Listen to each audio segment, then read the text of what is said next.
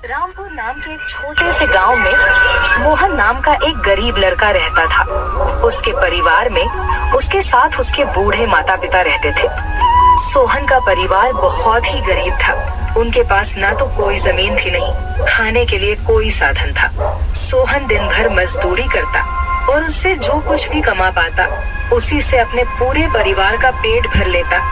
यह देखकर सोहन के माता पिता बहुत दुखी होते। हमारे पास ना अपना घर है और ना ही अपनी कोई जमीन। हमारा बेटा दिन भर दूसरों के खेतों में मजदूरी करता है और उसके बदले भी उसे बहुत कम पैसे मिलते हैं। हम दोनों अपने बेटे पर बोझ बन रहे हैं। परेशान मत हो रीमा, हमारा बेटा बहुत मेहनती है, भगवान सब देख रहा है। सोहन ने कभी किसी के साथ गलत नहीं किया, वह ईमानदारी से मेहनत करता है। उसने बचपन से बहुत परेशानियां देखी हैं, पर उसने कभी हार नहीं मानी। एक दिन हमारा बेटा भी बहुत धन कमाएगा और उसकी सारी परेशानियां दूर हो जाएंगी। सोहन हमेशा सोचता था कि आज भले ही उसकी किस्मत उसका साथ ना दे रही हो, पर उसे यकीन था कि अगर वह मेहनत करता रहेगा तो एक दिन उसका भाग्य भी बदलेगा और उसकी सारी परेशानियां खत्म हो जाएंगी। एक दिन सोहन लालाराम जमींदार के खेत पर काम कर रहा था। लालाराम पास के एक पेड़ के नीचे बैठा था। सोहन अपने काम में लगा हुआ था। तभी उसने देखा कि लालाराम बहुत ही उदास है और गहरी चिंता में डूबा हुआ है। लालाराम को उदास देख मोहन तुरंत लालाराम के पास गया और बोला, क्या हुआ मालिक, आप बहुत उदास लग रहे हैं। मुझे ऐसा लग रहा है जैसे आप किसी गहरी चिंता में हैं। कुछ हुआ है? मुझे बताइए, क्या पता मैं आपकी कोई सहायता कर सकूं। सोहन की बात सुनकर लालाराम को गुस्सा आ गया और वह सोहन से गुस्से में बोला, अरे तू मेरी क्या सहायता करेगा? तू खुद अपनी सहायता कर सकता है क्या? अगर तू किसी की सहायता करने के काबिल होता तो क्या तुझे 2 वक्त के खाने के लिए आज मेरी जमीन पर काम करने की जरूरत पड़ती? चल यहाँ से जा, अपना काम कर और मुझे परेशान मत कर। सेठ जी, ऐसा नहीं है, यह सब वक्त वक्त की बात है। सब किस्मत का खेल है और इंसान को अपनी मेहनत पर विश्वास रखना चाहिए। आज भले ही किस्मत मेरे पक्ष में ना हो, लेकिन अगर मैं ईमानदारी और लगन से मेहनत करता रहूंगा तो किस्मत भी एक दिन मेरी तरफ झुक जाएगी। मेहनत और धैर्य से तकदीर के दरवाजे खुलने में देर हो सकती है, लेकिन मेहनत कभी बेकार नहीं जाती। मोहन की बात सुनकर लालाराम बहुत प्रसन्न हुआ। अरे सोहन, तेरे विचार तो बहुत अच्छे हैं। तेरी बातें सुनकर मन को एक सुकून सा मिला है। इतनी परेशानियों में भी तू अपनी जिंदगी खुश होकर काट रहा है। सेठ जी, यह सब मेरे पिता की सीख है। जब भी मैं किसी चीज के लिए अपने पिता से जिद करता था तो मेरे पिता हमेशा मुझे यही समझाते थे, बेटा सोहन, हमारे पास इतना धन नहीं है कि मैं तेरी हर इच्छा पूरी कर सकूं, लेकिन एक बात हमेशा याद रखना, जिंदगी भी मौसम की तरह होती है। कभी यह धूप की तरह खुशियों से भरी होती है, कभी ठंड की तरह कठिनाइयां लाती है और कभी बारिश की तरह परेशानी आती है। लेकिन जैसे हर मौसम बीत जाता है वैसे ही जिंदगी के मुश्किल हालात भी गुजर जाते हैं। बस धैर्य और हिम्मत बनाए रखना जरूरी है, क्योंकि एक दिन सब कुछ ठीक हो ही जाता है। अरे वाह, लगता है तेरे पिता बहुत ही नेक इंसान है। किसी दिन मैं भी उनसे जरूर मिलूंगा। मालिक, क्या हुआ है? आप एक बार मुझे साफ साफ बताइए, क्या पता आपकी परेशानी का कोई हल मिल ही जाए। अरे सोहन, मैं एक बहुत बड़ी परेशानी में फंस गया हूँ। मुझे अपनी परेशानी का कोई भी हल नजर नहीं आ रहा है। सेठ जी, एक बार मुझे बताइए, तो क्या पता आपकी परेशानी का कोई हल निकल ही जाए। सोहन, हमारे गांव में मेरे पिता की एक पुश्तैनी जमीन थी जो काफी पीढ़ियों से हमारे पास थी।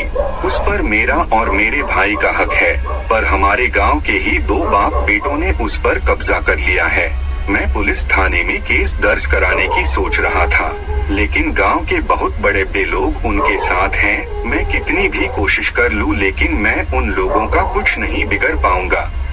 अब तो उन लोगों ने उस जमीन पर खेती भी शुरू कर दी। मेरे पिता की पुश्तैनी जमीन मेरे हाथों से छीनी जा रही है, इसलिए मैं बहुत परेशान हूँ। मुझे समझ नहीं आ रहा मैं अब क्या करूँ। आप सही कह रहे हैं सेठ जी, अगर आप कानून का सहारा लेकर भी अपनी जमीन को वापस लेने की कोशिश करेंगे तो भी आप उनका कुछ नहीं कर पाएंगे। हाँ सोहन, अब तू ही बता, मैं अब क्या करूँ? मैं तो सोच सोच कर परेशान हो गया हूँ।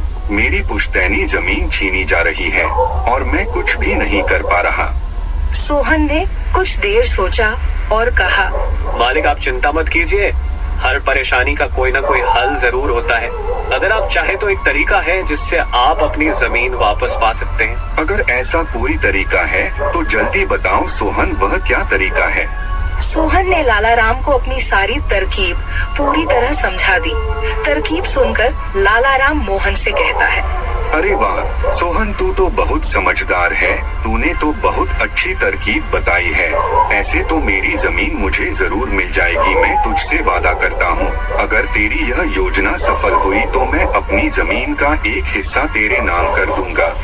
अरे मालिक आप ऐसा क्यों कह रहे हैं? आप मेरे मालिक हैं, आपकी वजह से मुझे अपने घर के लिए 2 वक्त का खाना मिल जाता है। आपकी मदद करना तो मेरा फर्ज है, मुझे आपकी जमीन नहीं चाहिए, ठीक है? सोहन तुम बहुत नेक इंसान हो, कल से तुम इस काम पर लग। सोहन फिर से खेत में अपने काम पर लग जाता है। अगले दिन सोहन जगत और विनोद नाम के उन बाप बेटों के पास पहुंच जाता है जिन्होंने लाला राम की जमीन पर कब्जा कर रखा था। नमस्कार सेठ जी, मैं यहाँ से गुजर रहा था तो पास के लोगों ने बताया कि आपके यहाँ काम के लिए मजदूर की जरूरत है। क्या आपके यहाँ मुझे भी कोई काम मिल सकता है? अरे अरे, कौन हो तुम? तुमसे किसने कह दिया कि यहाँ मजदूर की जरूरत है? यहाँ किसी मजदूर की जरूरत नहीं है। सेठ जी मैं एक मजदूर हूँ, पास ही के गांव में रहता हूँ, काम की तलाश में इधर उधर भटक रहा हूँ। हर दिन कहीं ना कहीं काम मिल जाता है, बस उसी काम को करके अपना पेट पालता हूँ। कभी खेती कर लेता हूँ तो कभी कोई मजदूरी। यह तो ठीक है, पर हमारे यहाँ फिलहाल कोई काम नहीं है। सेठ जी मैंने तो सुना है कि आप लोग इस गांव के सबसे बड़े जमींदार हैं। आपके पास बहुत सारी जमीन है, इसलिए आपके यहाँ हमेशा मजदूरों की जरूरत रहती है। इसलिए मुझे लगा कि यहाँ मुझे कोई ना कोई काम जरूर मिल जाएगा। अरे भाई, मैंने कहा ना, यहाँ किसी भी मजदूर की जरूरत नहीं है। इसका मतलब लाला राम सेठ आपके बारे में सही कह रहे थे? लाला राम ने हमारे बारे में क्या कहा? अरे कुछ नहीं सेठ जी, चलिए तो मैं चलता हूँ। सेठ जी आपके यहाँ तो कोई काम नहीं है, मैं अपने लिए कहीं और कोई काम देख लेता हूँ। सोहन वहाँ से जाने लगता है। तभी जगत विनोद ने सोहन को रोककर यह पता लगाने के लिए बोलता है कि लाला राम ने सोहन को उन लोगों के बारे में क्या बताया है। अरे भाई इधर आओ, शायद तुम्हारे लिए हमारे पास एक काम है। सोहन तुरंत उनके पास चला गया और बोला, धन्यवाद सेठ जी, बताइए क्या काम है? आप जो भी काम बोलेंगे मैं हर काम करने के लिए तैयार हूँ। आखिर बूढ़े माँ बाप का पेट पालना है। अरे सब्र रखो, काम तो हम तुम्हें बता ही देंगे। पहले यह बताओ कि लाला राम हमारे बारे में क्या कह रहा था?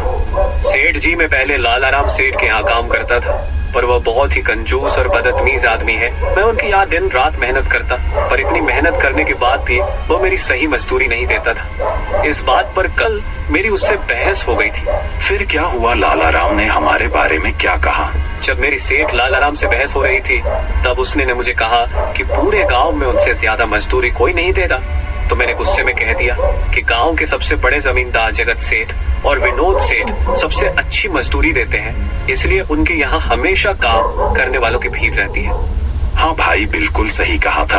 आखिर हम गांव के सबसे बड़े जमींदार हैं।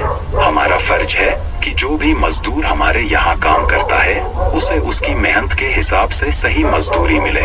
वाह सेठ जी, आपने बहुत अच्छी बात कही। लाला राम सेठ कभी भी आपकी बराबरी नहीं कर सकता, वह तो शायद आपके जितना भी नहीं सोच सकता। जगत और विनोद सोहन की चापलूसी भरी बातों में आ जाते हैं और उसे अपने यहाँ काम पर रख लेते हैं। चलो अब काम की बात करते हैं। तुम एक अच्छे इंसान लगते हो, हमें अपने खेत पर काम करने के लिए तुम्हारे जैसे ही एक मजदूर की जरूरत है। कल से ही काम पर आ जाना। कुछ दिन ऐसे ही बीत गए। एक दिन जगत अपने बेटे विनोद से बोला, विनोद बेटा, यह सोहन तो बहुत मेहनती है। यह अकेले ही 4 लोगों का काम कर देता है। अच्छा हुआ कि हमने इसे रोक लिया। हाँ पिताजी, आप सही कह रहे हो। सोहन बहुत मेहनती है, इसके जितना काम शायद ही कोई और करता होगा। ये पूरा दिन यहाँ काम पर अकेला लगा रहता है। सोहन की मेहनत ने जगत और विनोद का दिल जीत लिया।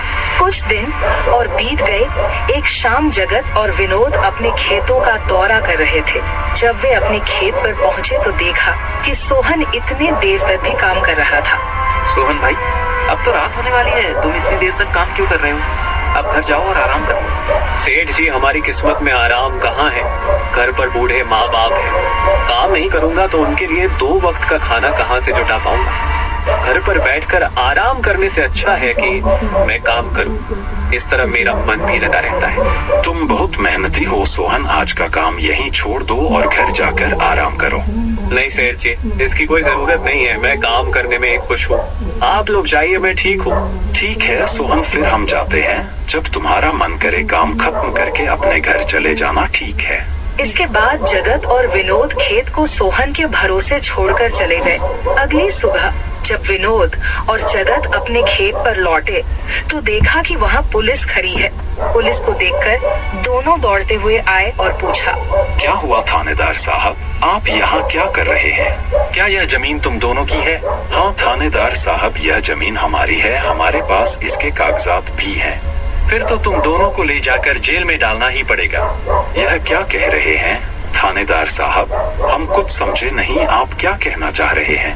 अभी तुम दोनों बहुत अच्छे से समझ जाओगे। वह देखो तुम्हारी जमीन से क्या निकला है। थानेदार के कहते ही दोनों बाप बेटे जब पलट कर देखते हैं तो वहाँ उनकी जमीन में एक लाश दबी हुई थी जिसमें सिर्फ कंकाल बचा था। यह देखकर दोनों बाप बेटे डर जाते हैं। थानेदार साहब, यह किसकी लाश है और यह हमारे खेत में कहां से आ गई? अब बहाने मत बनाओ, पहले लोगों को मारो फिर उन्हें अपनी जमीन में गाड़ दो और अब कह रहे हो कि यह क्या है?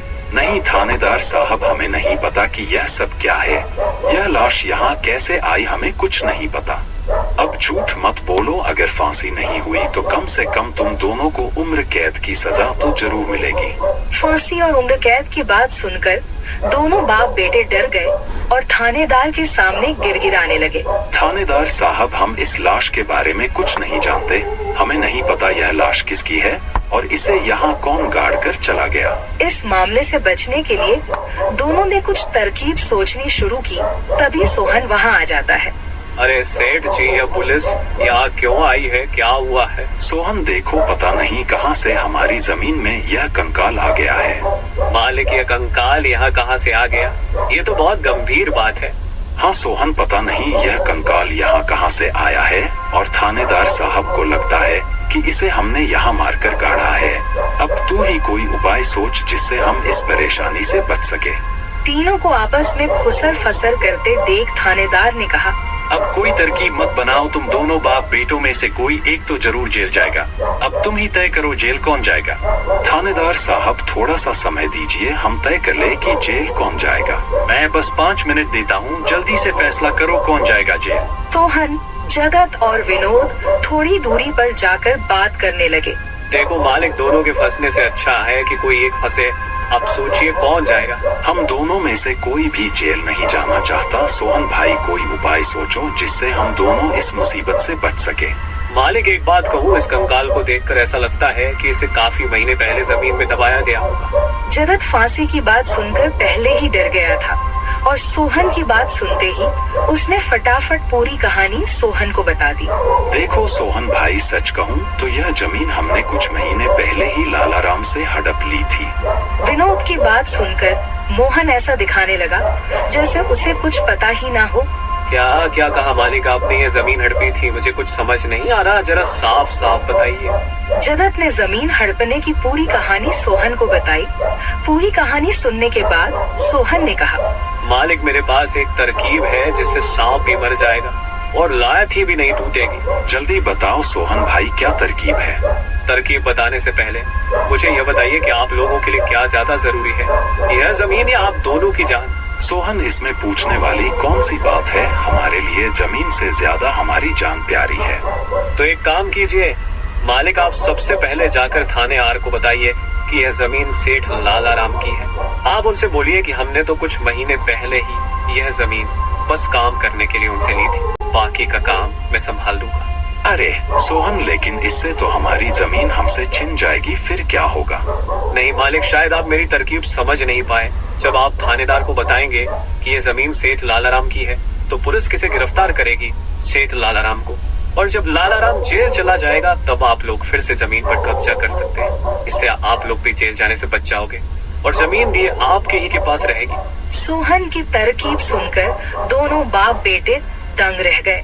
वाह सोहन भाई, तुम तो बहुत होशियार हो। आज तक तुमने हमें अपने काम से खुश किया था, अब तुम्हारी बुद्धि हमारी जान भी बचाएगी। इसके बाद तीनों थानेदार के पास गए और मोहन ने जो कुछ कहा था वही बात दोनों बाप बेटे थानेदार से कहने लगे। थानेदार साहब, यह जमीन हमारी नहीं है। हमने कुछ महीने पहले ही काम करने के लिए यह खेत लालाराम सेठ से लिया था। वह जब खुद फंस गए हो तो अब किसी और को फंसाकर अपनी जान बचाना चाहते हो ना? साहब, अगर आपको हमारी बात पर यकीन नहीं हो रहा तो आप सोहन से पूछ लीजिए। वह हमारे साथ बस कुछ दिनों से ही काम कर रहा है।